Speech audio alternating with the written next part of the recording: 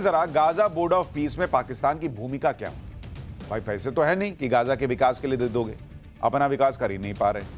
शहबाज तो इस चक्कर में बोर्ड ऑफ पीस की बैठक में पहुंचा था कि क्या पता लेने देने में $150 उनकी जेब में गिर जाएं, खर्चा चल जाएगा। इसे समझिए ऐसे कि बोर्ड ऑफ पीस में अमेरिका के अलावा शामिल 9 मुस्लिम देशों ने गाजा विकास के लिए $7 अरब की राशि देने की घोषणा की। जिन देशों ने यह पैसे देने का वादा किया है उनमें कजाकिस्तान, अजरबैजान, संयुक्त अरब अमीरात, मोरक्को, बहरीन, कतर, सऊदी अरब, उज्बेकिस्तान और कुवैत का नाम शामिल है। अब आप ये बताइए कि पाकिस्तान क्या करेगा? जिसको खाने के लाले पड़े वो पैसा कहां से देगा? पिछले दिनों शहबाज शरीफ को आपने सुना ही था कि वो खुद ही बता रहे थे कि कैसे भीख मांगने के लिए हर जगह चले जाते हैं तो नजरें झुकानी पड़ती हैं। इस बयान में उन्होंने मुनीर को भी लपेट लिया था। तो क्या इसलिए इस बार मुनीर अमेरिका गया ही नहीं? मुनीर की सिट्टी पिट्टी गुम है।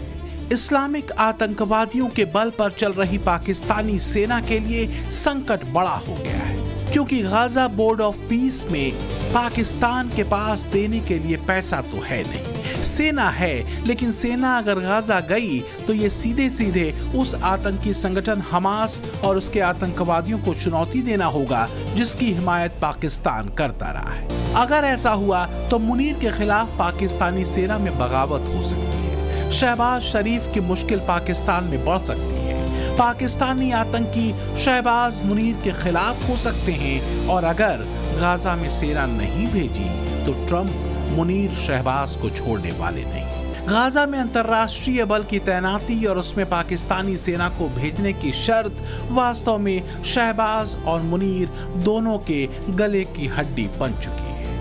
यही वजह रही कि वॉशिंगटन पहुंचे शहबाज ट्रंप से बायलैटरल मीटिंग करना चाहते थे, लेकिन उन्हें ट्रंप ने समय ही नहीं दिया। वजह इस्लामाबाद वॉशिंगटन टेंशन बताई जा रही है। पाकिस्तान ने अभी तक गाजा पीस फोर्स में शामिल होने की हामी नहीं भरी है। बहरहाल इंटरनेशनल लेवल पर एक और बड़ी हेडलाइन बनने वाली है पीएम मोदी के इजराइल दौरे की। एक जबरदस्त, शक्तिशाली और संवेदनशील रिश्ता है भारत और इजराइल का, दोस्ती, भरोसे और व्यापार का। 25-26 फरवरी को पीएम मोदी दूसरी बार इजराइल के दौरे पर होंगे। इससे पहले पीएम मोदी 2017 में इजराइल पहुंचे थे। रक्षा संबंधों के नजरिए से पीएम मोदी का इजराइल दौरा बेहद अहम है। रक्षा समझौतों में बैलिस्टिक मिसाइल रक्षा प्रणाली, लेजर हथियार, लंबी दूरी की स्टैंड ऑफ मिसाइलें और ड्रोन का संयुक्त विकास शामिल है।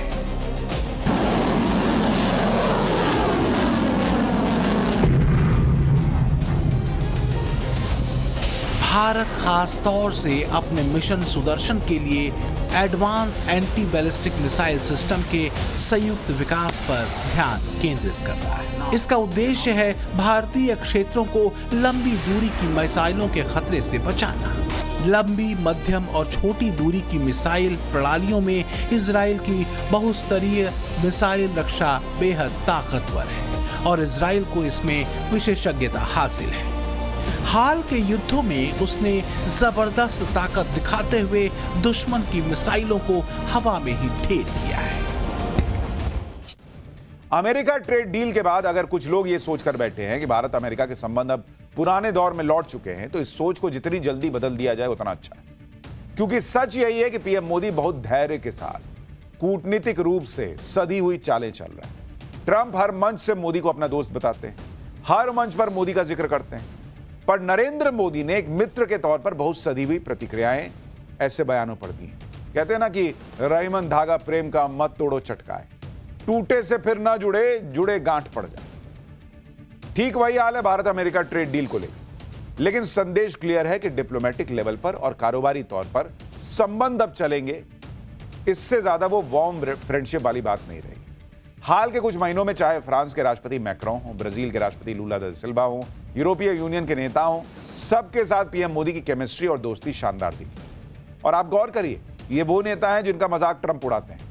इसलिए कहा जा रहा है कि दुनिया में एक नए गठबंधन की आहट तो नहीं है। संकेत तो मैक्रों के उस बयान से भी निकाले जा रहे हैं जो उन्होंने भारत फ्रांस संबंधों को लेकर दिया। कि हमारे पास सिर्फ एक रणनीतिक साझेदारी नहीं है, हमारे पास एक विशेष वैश्विक रणनीतिक साझेदारी है। भारत रुकने को तैयार नहीं। अपने विकसित भारत के लक्ष्य के साथ मोदी दुनिया भर में मित्रता संदेश लेकर निकले हैं। यूनिपोलर वर्ल्ड ऑर्डर के बजाय मोदी हमेशा मल्टीपोलर वर्ल्ड ऑर्डर की बात कहते हैं। सच ये है कि मोदी के ट्रस्ट, ट्रेड और ट्रांसफॉर्म की ट्रिनिटी ने भारत पर ईस्ट से वेस्ट तक भरोसा बढ़ाया है। भारत के वसुधैव कुटुंबकम के इसी सूत्र ने दुनिया को अपनी ओर खींचा है। आज के दौर में ट्रंप और अमेरिका की नीति के चलते वेस्ट की परिभाषा बदल चुकी है। आज वेस्ट का मतलब सिर्फ अमेरिका है। भारत ये बात बहुत अच्छे से समझ चुका है। पिछले कुछ सालों में यूरोप ने भी अपने आप को अमेरिका के साए से निकालकर अलग खड़ा करने की कोशिश की है। इसके पीछे जो सबसे बड़ी वजह रही है वो है ट्रंप की यूरोप को ह्यूमिलिएट करने की पॉलिसी। लिहाजा भारत ने अपनी नीति में यूरोप पर फोकस करना शुरू किया है। यूरोप के साथ मदर ऑफ ऑल डील हुई, फ्रांस के साथ मजबूत रक्षा समझौता हुआ, एआई समिट में स्पेन, फिनलैंड जैसे यूरोप के 26 देश शामिल हुए, तो वहीं भारत यूके के बीच अहम फ्री ट्रेड डील भी हो ही चुकी है। मोदी भारत के लक्ष्यों को लेकर अपने क्लियर रोड मैप पर आगे बढ़ रहे हैं। एक ऐसा ही रणनीतिक गठबंधन है पैक्स सिलिका, जिसमें भारत की एंट्री हो चुकी है। भारत की अगुवाई वाले इस संगठन के जरिए क्रिटिकल मिनरल और परमानेंट मैग्नेट की सप्लाई चेन को बनाए रखने का लक्ष्य है। माना यह जा रहा है कि पैक्स सिलिका क्रिटिकल मिनरल और परमानेंट मैग्नेट की सप्लाई चेन को बनाए रखने में एक अहम भूमिका निभा सकता है। इस संगठन के बनने के बाद चीन की क्रिटिकल मिनरल और परमानेंट मैग्नेट की मोनोपोली पर असर पड़ेगा। पैक्स सिलिका पहल क्रिटिकल मिनरल्स, सेमीकंडक्टर और एआई से जुड़ी ग्लोबल सप्लाई चेन को बनाए रखने में मील का पत्थर साबित हो सकता है। इसमें अमेरिका, जापान, दक्षिण Korea, Australia, Greece, Israel, Qatar, Singapore, United Arab अमीरात और यूनाइटेड किंगडम जैसे देश शामिल हैं। अब इसमें भारत भी शामिल हो चुका है।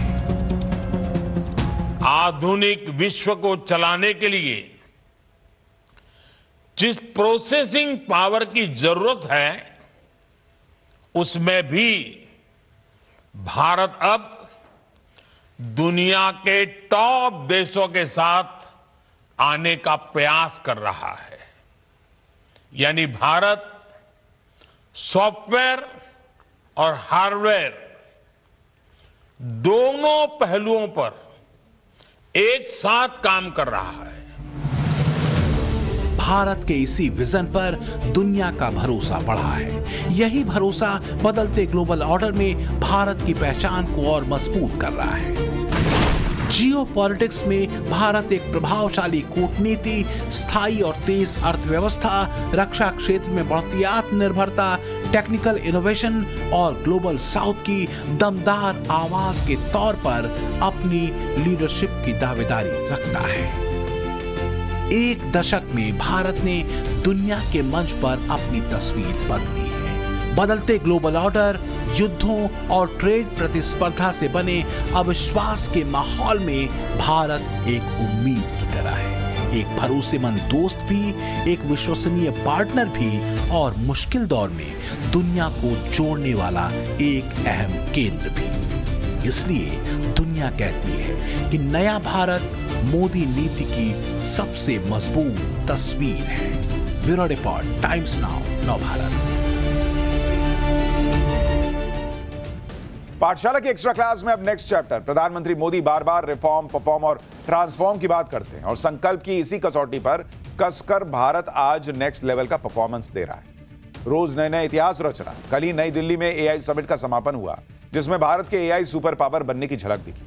और इसी समिट के करीब भारत और फ्रांस के बीच एक ऐसा करार हुआ जिससे बनते सशक्त भारत में एक नया चैप्टर जुड़ गया। फ्रांस और भारत की इस डील से मुनीर और शहबाज की नींद उड़ी हुई होगी। अमेरिका और चीन जैसे देश अलर्ट मोड में होंगे।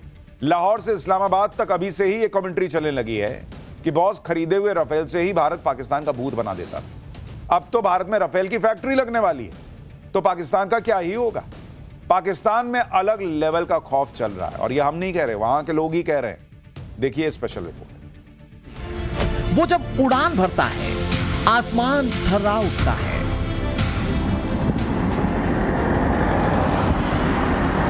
उसकी गरज से कायनात कांप उठती है। वो जो सरहद की ढाल है, दुश्मन का काल है। उसी राफेल से एक बार फिर से पाकिस्तान खौफ से बेहाल है। भारत में ही बनेंगे राफेल, पाकिस्तान में खौफ का ब्रेक फेल। हिंदुस्तान की सरहद का ढाल, पाकिस्तान डर से बेहाल। जिन्नापुर में डर है, 2026 में भी मई वाला मंजर है। बॉर्डर पार के आतंकी मुल्क में इन दिनों ऐसी ही दहशत है। लाहौर, कराची से लेकर पेशावर तक एक ही बहस हो रही है। 26 की फरवरी में पाकिस्तानियों को 25 की मई वाला डर सता रहा है। वैसे तो पाकिस्तान राफेल के नाम से ही घबराता है। ऑपरेशन सिंदूर के बाद राफेल का जिक्र आते ही पाकिस्तान के हुक्मरानों से लेकर फर्जी फौजी जनरल और पाकिस्तान के पाले पोसे आतंकी बिलों में दुबक जाते हैं। लेकिन पाकिस्तान में इस वक्त क्यों राफेल से बारूद बरसने का खौफ है, ये जानना जरूरी है। असल में रक्षा मंत्रालय की डिफेंस एजुकेशन काउंसिल ने भारतीय वायुसेना के लिए 114 लड़ाकू विमान देश में बनाने की मंजूरी दी थी। ये मेगा डील 3,60,000 करोड़ की होगी। इस मेगा डील के तहत भारत 114 अतिरिक्त राफेल लड़ाकू विमान खरीदने जा रहा है। डील के मुताबिक 18 जेट फ्रांस से तैयार हालत में आएंगे। बाकी 96 जेट्स को भारत में असेंबल किया जाएगा। यानी दुनिया का सबसे घातक लड़ाकू विमान अब भारत में ही तैयार होगा। यह देश का सबसे बड़ा डिफेंस एग्रीमेंट है, जिसमें इंडियन एयरफोर्स की ताकत कई गुना बढ़ जाएगी। भारत और फ्रांस की दोस्ती देख पाकिस्तानियों को जिन्ना के मुल्क का स्याह मुकद्दर नजर आने लगा है। वैसे भी ऑपरेशन सिंदूर के दौरान राफेल लड़ाकू विमानों ने जिस तरह पाकिस्तान के पाले पोसे दहशतगर्दों के ठिकानों को कब्रिस्तान में तब्दील किया, उससे पड़ोस का आतंकी मुल्क अभी तक सदमे में है, जो अब और बढ़ने वाला है। पाकिस्तानी मानते हैं, जानते भी हैं कि जिस तरह जिन्ना के मुल्क की करतूतें हैं, उससे राफेल से बारूद पाकिस्तान पर ही बरसना है। इसीलिए मातम अभी से मनाया जा रहा है। ये तो शुरुआत है। जिस तरह से भारत की तैयारी है, उससे पाकिस्तान का परमानेंट पाताल में समाना तय है, क्योंकि फ्रांस ही नहीं, दुनिया का हर ताकतवर और तरक्की पसंद देश हिंदुस्तान के साथ है। अब इस साल जनवरी की ही बात कर लीजिए। रूस ने सुखोई 57 फाइटर जेट को लेकर कमाल का ऑफर दिया। कहा कि भारत के लिए Sukhoi 57E stealth fighter jet का पूरा पैकेज रेडी है। अगर ऑफर कबूल करते हैं तो राफेल से भी आधी कीमत पर रशियन फाइटर जेट्स मिल जाएंगे। इतना ही नहीं, रूस ने भारत को सुखोई 57 की पूरी टेक्नोलॉजी ट्रांसफर करने और लोकल प्रोडक्शन करने का ऑफर भी दिया। यानी भारत अपने देश में यह फाइटर जेट बना सकता है और उसे एक्सपोर्ट भी कर सकता है।